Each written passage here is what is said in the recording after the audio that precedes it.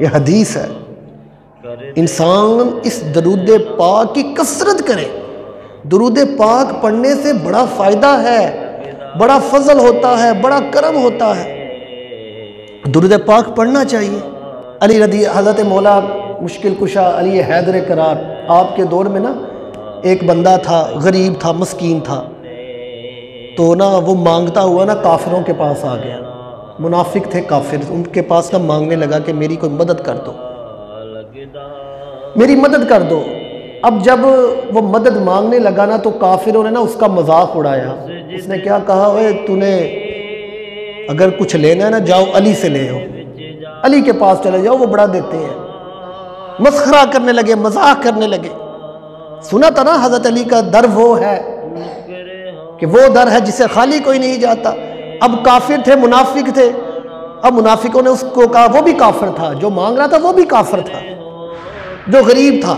اب منافقوں سے مانگنے لگا تو انہوں نے کہا تجھے چاہیے نا، جا علی کے پاس چلا جا، علی کے پاس چلا جا. اب وہ کافر حضرت علی رضی اللہ تعالیٰ عنہ آپ کے پاس آ گیا. دروازہ کھٹکھٹایا، علی آئے. فرمایا کون؟ فرمایا میں غریب سائل. فرمایا مجھے کچھ دے دو، میں غریب ہوں. حضرت علی کو پتہ چل گیا تھا کہ یہ آدمی کہاں سے آیا ہے، اس کے ساتھ منافقوں نے مسخرہ کیا، مذاق کیا. حالانکہ حضرت علی کے پاس اس وقت دینے کے لیے کچھ نہ تھا. تو جب اس نے آ کے کہا نا اے علی کچھ مجھے دے دو، میں غریب ہوں، تو حضرت علی نے کہا ایسے کرو، اپنی مٹھی کو بند کر دو. اس نے مٹھی کو بند کر دیا.